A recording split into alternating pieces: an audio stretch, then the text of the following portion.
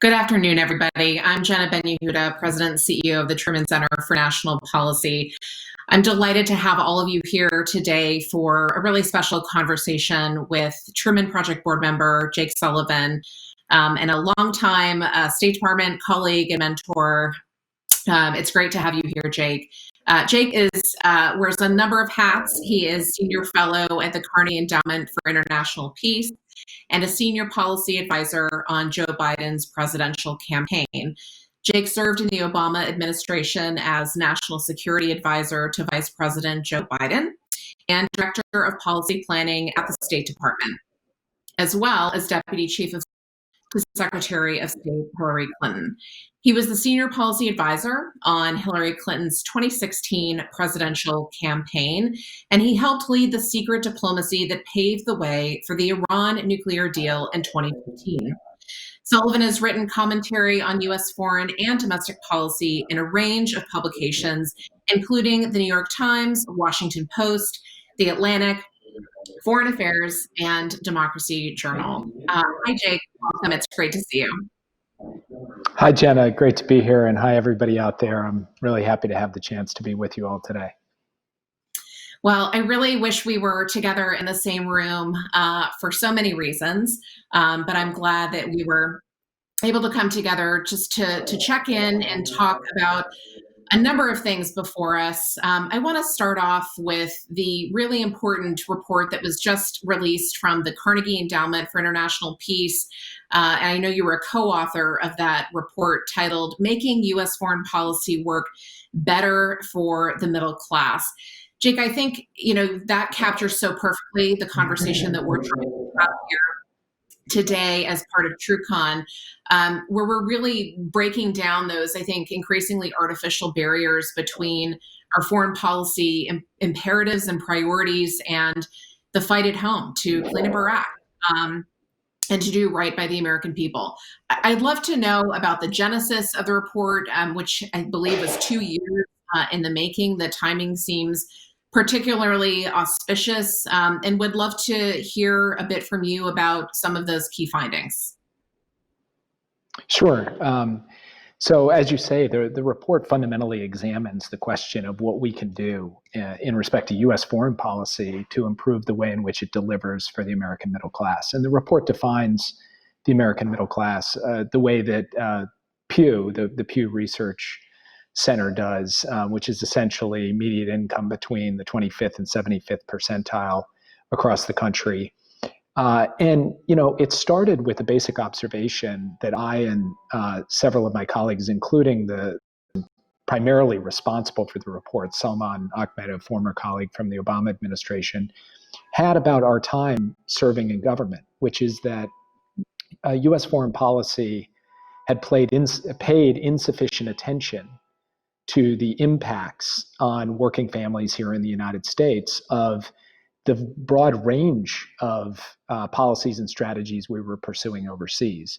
Most people would think of that in the context of trade, and of course, trade is an important part of it, and the report discusses that.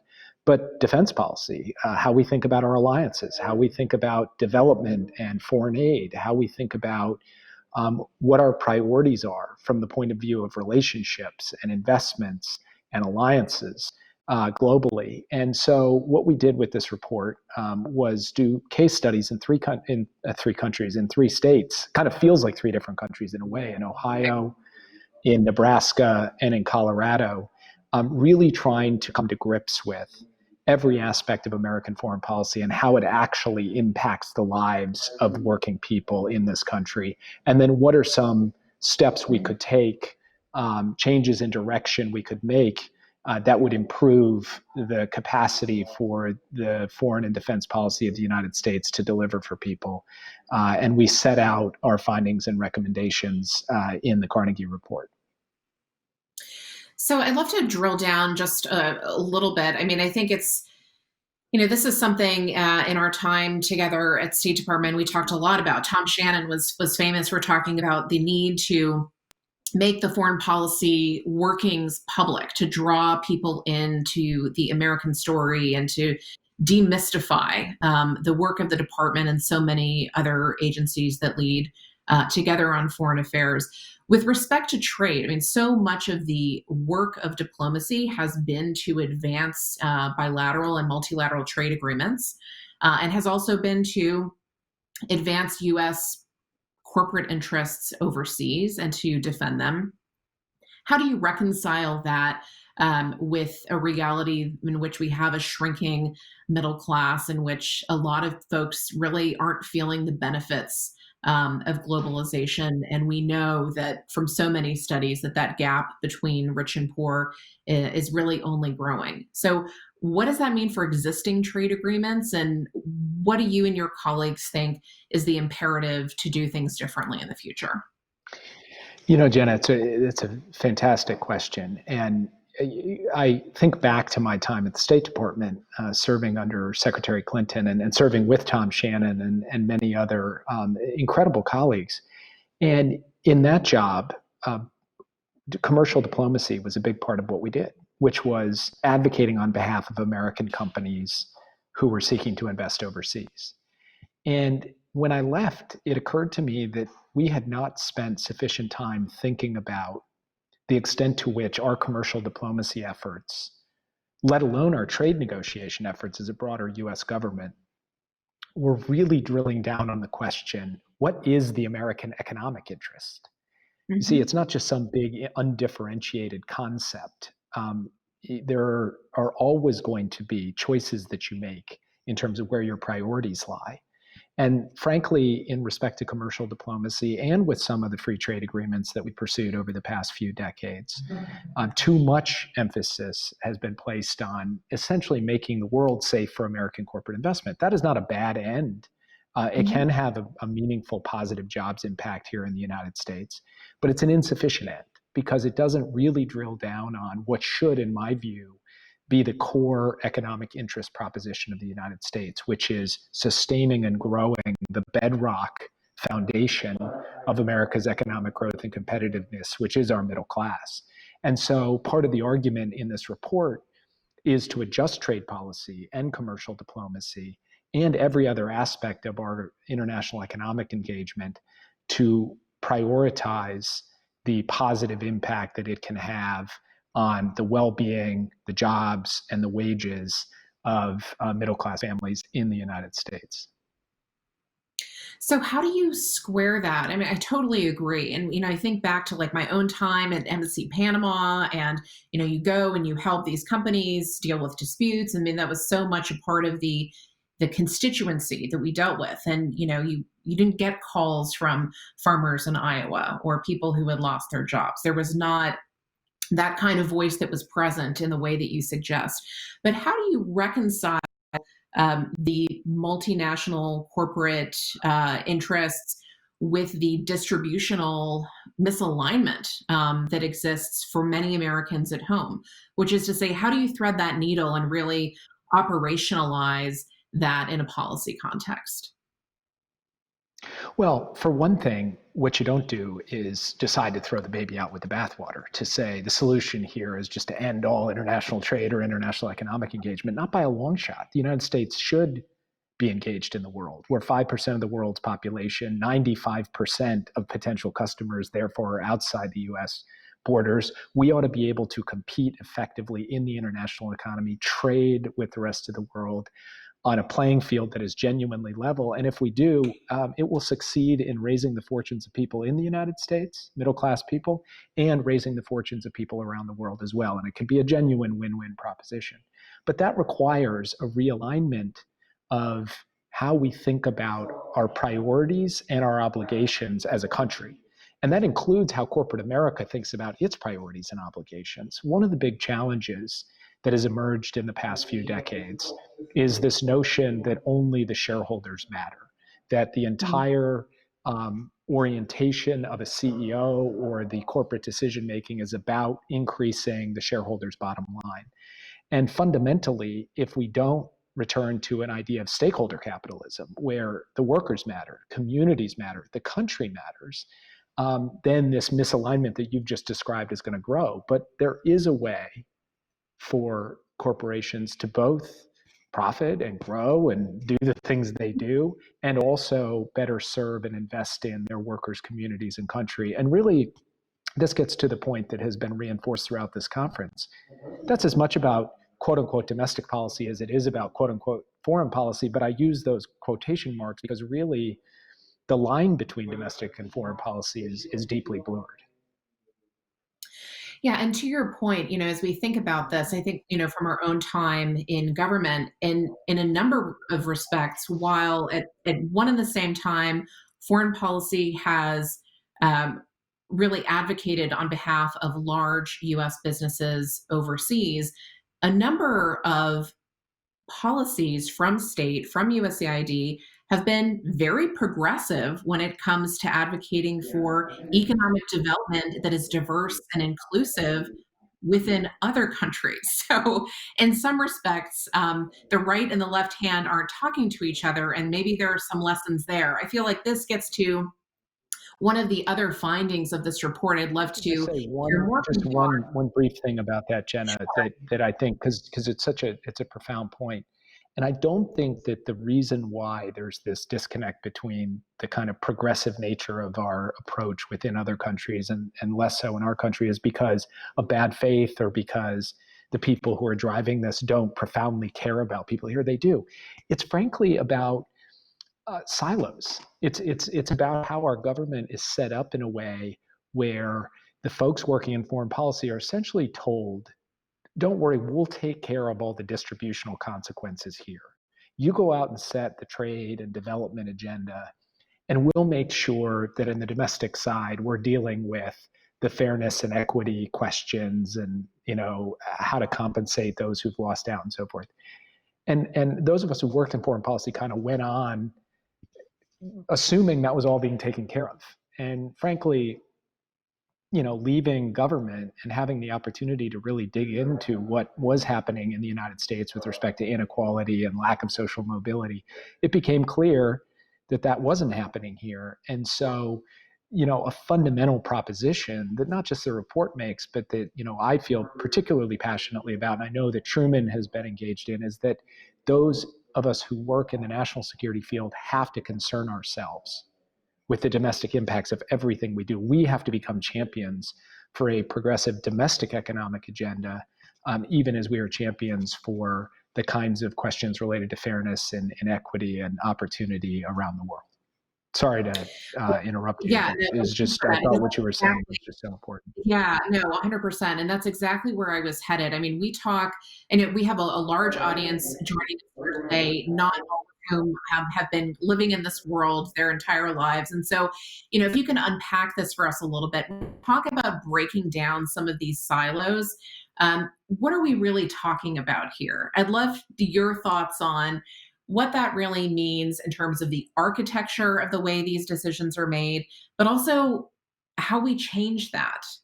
This would not be the first time we've really tried to, rearrange the deck chairs on this outmoded 1947 architecture that is our national security institutional establishment. Hasn't worked very well. A lot of folks have tried. It feels like we're at a tipping point because there is so much of a recognition domestically that there's an imperative, but would love your thoughts both on what we're really talking about when we talk about these silos and why that crosstalk is so hard, and also how we move past it. Sure. And, the US government is such a sprawling enterprise that there's not a single answer to that question. There's a number of steps that we need to be able to take effectively. I'll identify three that are illustrative, but not comprehensive. The first is a procedural process one, and that is to make sure the National Security Council within the White House is much more deeply integrated with both the National Economic Council and the Domestic Policy Council. That has to be formalized in terms of who's sitting at the table for big decisions across the board in terms of setting priorities, in terms of budget and resource, in terms of broad-based strategy, the whole nine yards. The second is about taking specific top-line priorities and staffing them out in a way that cuts across the domestic and foreign divides. China is a great example of this. We've thought of U.S.-China policy as basically a foreign policy question. It's the South China Sea, it's issues related to cyber theft, it's questions related to human rights. But at the end of the day, the core foundation of our China strategy has to be what we are doing to invest in our own competitiveness. And therefore, a meeting on U.S. strategy towards China should have as many people at it talking about everything from infrastructure and innovation and immigration, to workforce development and education as it does folks, who come from the traditional bilateral relationship, stewardship part of the decision-making process. And then third, when it comes to the defense budget, I think everybody would acknowledge that we need to stop spending as much money on some of the legacy platforms, some of the old line systems, and redirect that funding towards more modern security uses in technology, artificial intelligence, and the like. But if you say that at 30,000 feet, actually trying to execute it is much harder, because if you're going to cut some defense program to put the money into some other defense program, that's going to have a jobs impact in a community in America. And it's not good enough just to do it and say, well, we hope those folks will be taken care of. So there needs to be integration as well in terms of what our long-term investment strategy is to deal with the fact that shutting down a plant or shutting down a base is going to have a massive impact on a community. And it's not good enough to say, well, we'll send some adjustment assistance and take care of it all. And that's also something the report really gets into, is how dependent so many communities are on our defense budget. It is our form of industrial policy. And if we want to make adjustments in that, it has to be done in a way that integrates economic development strategy with our strategy for defense budget reform. I mean, it really is striking. I mean, I think what we're saying here is that the reality for folks all around this country is that government isn't, that the structures and the policies and the procedures aren't meeting the reality, right? Most people experience China because they have a Huawei phone in their pocket. They don't know about the South China Seas and the Senkaku Islands and some of these other elements, and that disconnect makes it harder to talk to folks outside of the Beltway, certainly about some of these issues. And so as the report goes on, you talk about the need to build a new political consensus, which I think is so clearly tightly tied to this notion of breaking down these silos. How do we do that? And how do you get started? I mean, Truman's got chapters all around the country. We see this stuff all the time. Economic development means one thing in Michigan. It means an entirely other thing in San Francisco. So how do you reconcile some of that and get that word out? Look, there's no easy answer on this. A lot of folks have been breaking their pick at trying to deal with the get out into the country and really have a deep, sustained dialogue about our foreign policy and national security. And it's a really big undertaking. I guess I would just say two things, which are not a complete solution, but can help point us in the right direction. The first is to recognize this is not merely a communications challenge. This requires a recognition that there are shortcomings in the way we've been doing things, and we've got to adjust them. So it's not just explaining better to the American people. It's about actually responding to their correct instinct that we've been miscalibrated in some of these ways that we've just been talking about. And then the second is it's a long-term project. It's not just something you can do by helicoptering in and saying, hey, think of it this way. It requires exactly the kind of grassroots, bottom-up type investment that Truman's been making to build conversations from within communities and then connect those communities in a broader network nationwide. And frankly, I think that the basic model that Truman has offered on this is going to be incredibly important going forward. And I would argue that, as Truman has really expanded its aperture beyond very core national security issues to questions like climate, it should keep going in that direction and be thinking about economic equity, racial equity, other issues that have traditionally had more of a domestic dimension, but are fundamental to an effective and principled and progressive national security strategy going forward. Yeah, I appreciate the comment, Jake.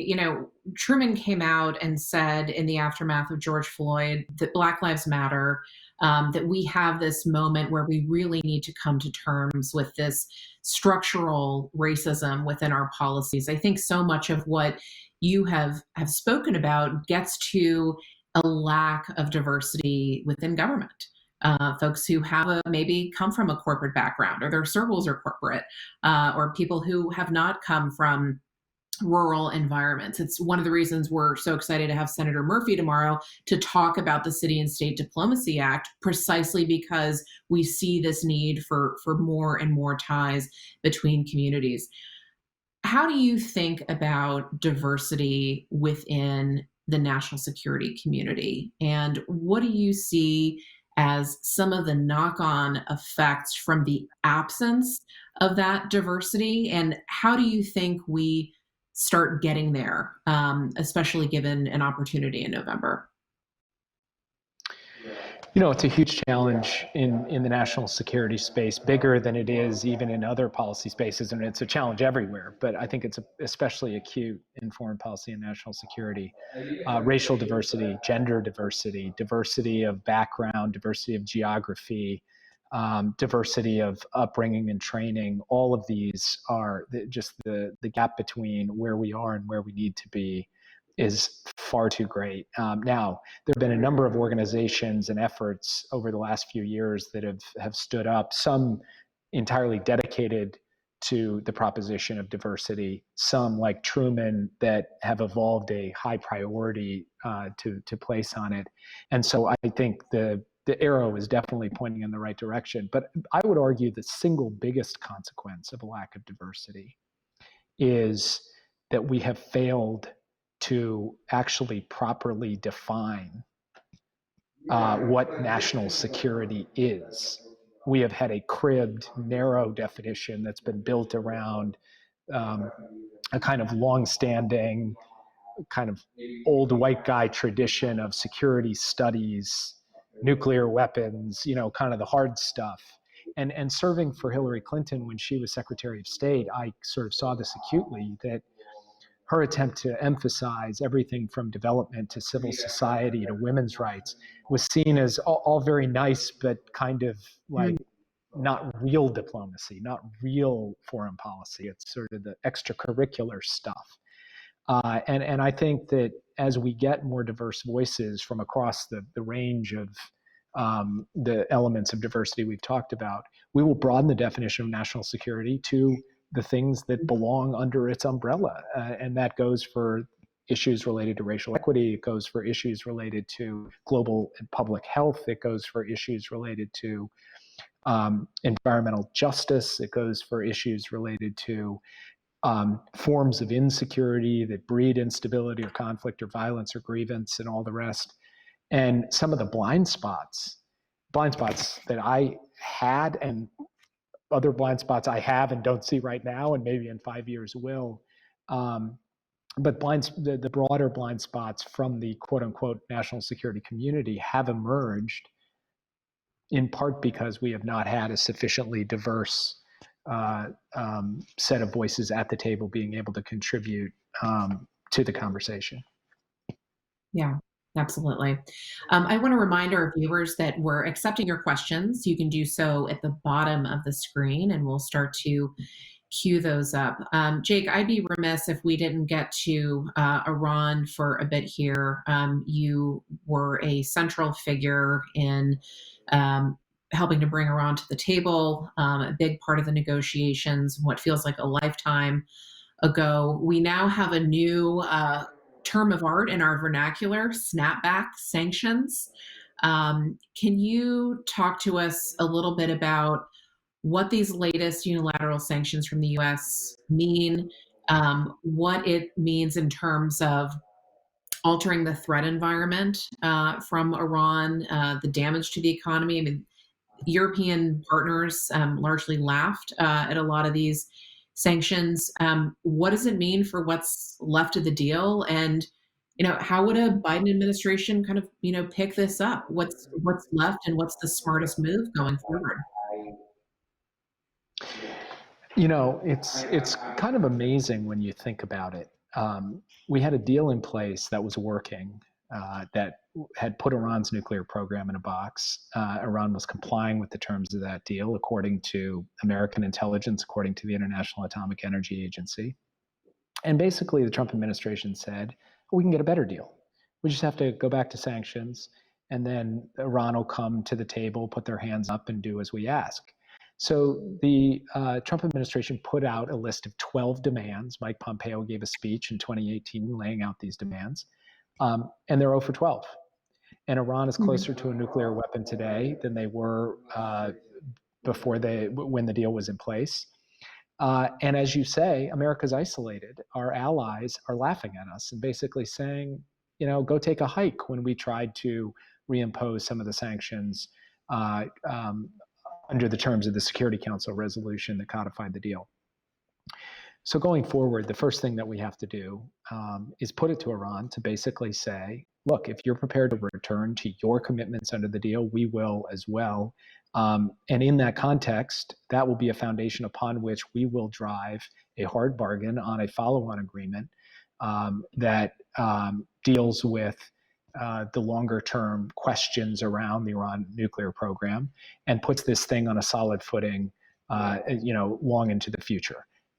To me, it's not rocket science. It's doing what we did: hard-headed diplomacy with our allies and partners, with the rest of the world on our side, extracting from Iran the set of commitments that we need to be able to look the American people in the eye and say, Iran will never be permitted to get a nuclear weapon.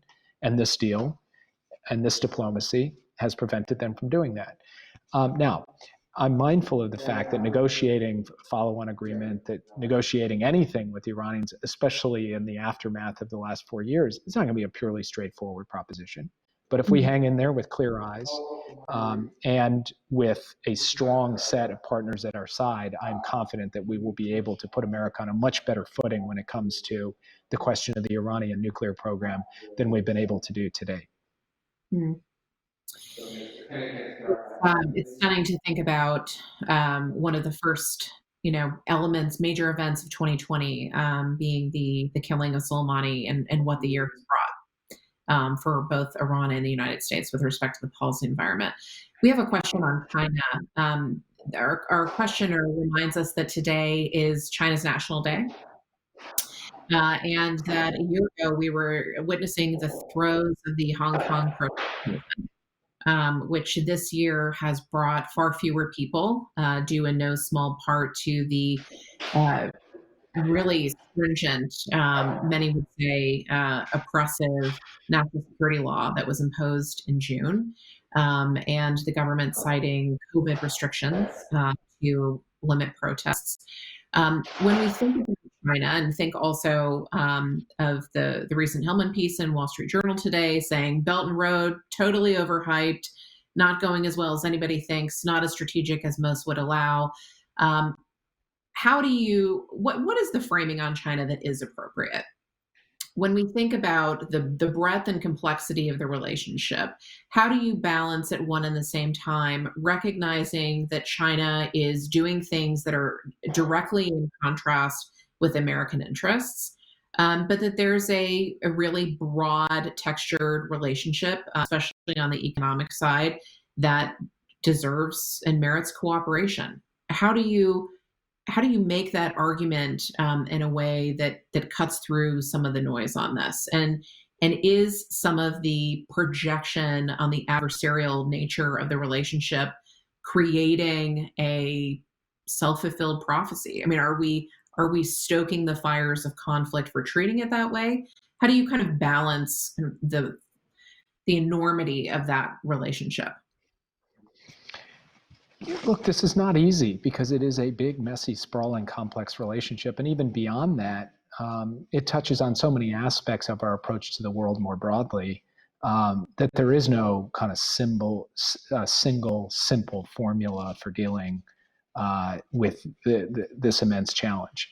I guess I would say three really important fundamental things. The first is that competing effectively, firmly, with vigor, with effectiveness, to me, does not require sliding into confrontation and conflict. We can do that in a hard-headed way where we put ourselves in a position to succeed economically, technologically, politically, ideologically in the world without turning this into a new Cold War. And we should make no bones about the fact that we're going to have to compete hard. We're going to have to push back hard on certain aspects of China's behavior, and that should not necessarily translate into the great sort of twilight conflict of our time. Second is we should see no trade-off between competing vigorously on the one hand and working together with China where it's in our interest on the other hand. We shouldn't go soft on trade abuses or human rights abuses to gain China's favor on some other set of issues, because it's frankly in their interest too to work on climate change and global health and nuclear proliferation and global economic stability. So we should be perfectly prepared to walk and chew gum at the same time, compete hard, and then work with China where it's in our interest to do so. And that set of issues I just laid out is part of that agenda. Climate and global health being at the top of it is two urgent things to work with China on as we go forward. And then I guess the third point is we cannot lose sight of our values. You look at what the Chinese Communist Party has done with respect to a deeply repressive term, concentration camps in Xinjiang, the steps that it's egregious, abusive steps it's taken with respect to Hong Kong, the surveillance state it's created that is crushing the whatever little freedom its citizens had before. The United States needs to be prepared to speak out strongly against that. We currently have a president who refuses to do so. Joe Biden would be a different kind of president when it comes to that. And these three pillars, competing effectively, working with China where it's in our interest, always standing up for our values. Those are legs of a stool upon which you can build an effective China strategy. And then, the last point I would make here that goes to the first 25 minutes of the conversation you and I have just had is, at the end of the day, our ability to effectively compete and win in the 21st century vis-a-vis China or anyone else fundamentally comes down to investing in ourselves and the sources of our own strength, in our economy, in our people, in our democracy. And that is why the balance between, or the separation between domestic and foreign policy is something we need to break down. Yeah. Absolutely. Susan offers a big question. She asks, does a new progressive vision for foreign policy mean that the U.S. must come to terms with the fact that the so-called end of the American century is here? I would add texture to that to just add, Jim Goldgeier penned a recent foreign affairs article talking about kind of, no longer atop, but we're now alongside. I think implicit within this is the question of, does that, recognizing that the world has changed, recognizing what the last near 4 years have meant for U.S. standing, how do you approach global leadership and convening? And is it different? And what does that look like in this new environment? And how much of that do you see?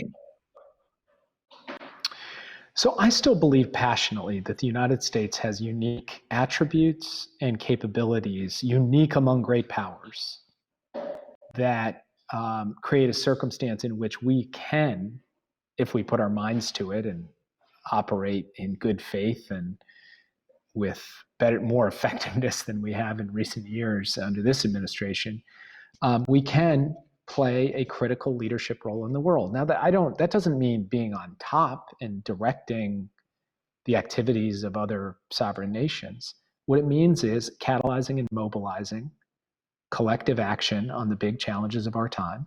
It means agenda setting and driving the conversation around the rules of the road in critical areas like trade and technology. It means providing a good example to the rest of the world, both from the point of view of our own model at home and with respect to how to operate as a responsible global citizen. These are all things that are within our power if we choose to act in an effective and responsible way. And so, no, I don't believe that we've reached the point where the United States is just another country. I don't. I mean, the United States has unique capabilities to rally the world on climate, on global health, on anti-poverty programs, on dealing with the challenge of nuclear proliferation, so much else. And there is no other country, and I certainly don't believe China represents a credible alternative to the United States in this respect. Now, the nature of our leadership will have to be different than it has been in past decades. Our willingness to allow others to step up and take the lead on certain issues will have to be greater. But no, fundamentally, I believe the United States continues to occupy a distinctive and critical role in the international system, and that our unwillingness to actually step up and serve that role has hurt the security and prosperity of the American people, and has hurt the possibility of a stronger, more just, more vibrant international system as well. And I make no bones about that. And that's not to whitewash the challenges and the mistakes and the screw ups or the very fact of Donald Trump as our president, but it is to say that if we get our wits about us, we can and we should play that kind of role going forward. I agree. It's a tough balance though, right? Because there has to be, don't you think, some recognition that we've got work to do to bring credibility to some of these issues: democracy promotion, human rights, the rule of law. But I also firmly believe that if we wait until we're batting 1,000 across the board, we're never going to be able to hold any other country accountable. You're never fully ready to be a champion on every issue. Yeah, it's you're absolutely right. And my view on this is that a recognition of our own shortcomings and imperfections, a willingness to say we are working at that as steadily and effectively as we can, a humility about our limitations. These are not signs of weakness, they're actually signs of strength in our capacity to ask the same of other countries.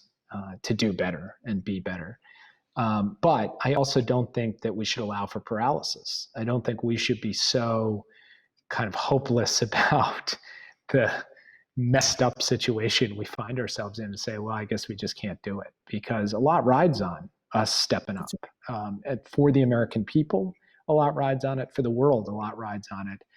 And so, I think having that balance of humility and audacity it's an important balance to strike. But we cannot, in my view, there's as much danger in being overly restrained and saying, well, we just can't do anything, as there is in stepping up and trying to play a critical role on these critical issues despite our imperfections.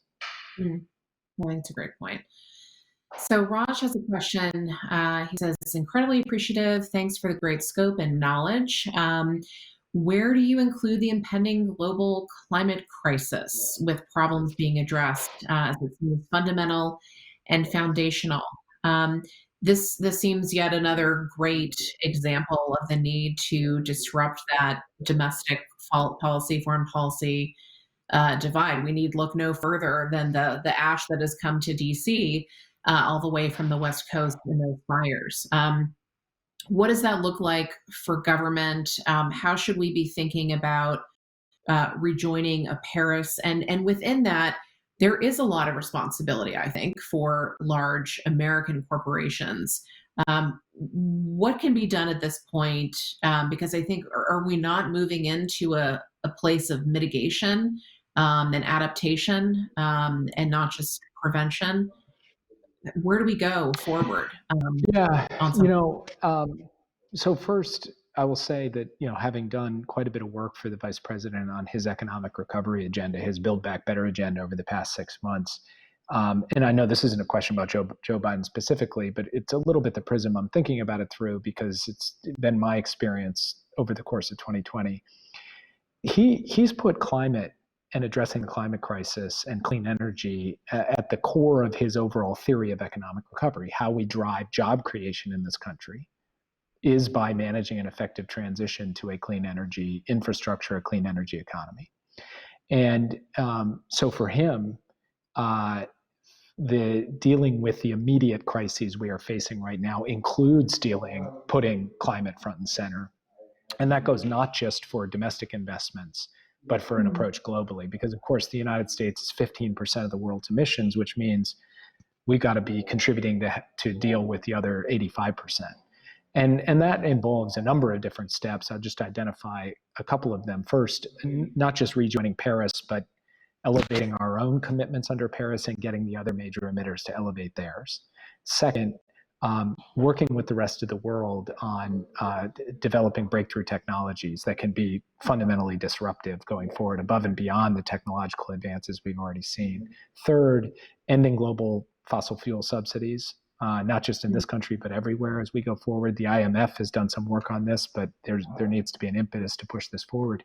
And then fourth, actually holding China accountable. They've come out with this big proposal around 2060 and the net zero emissions and so forth. But as we speak, they're using the Belt Road Initiative as a means of outsourcing pollution.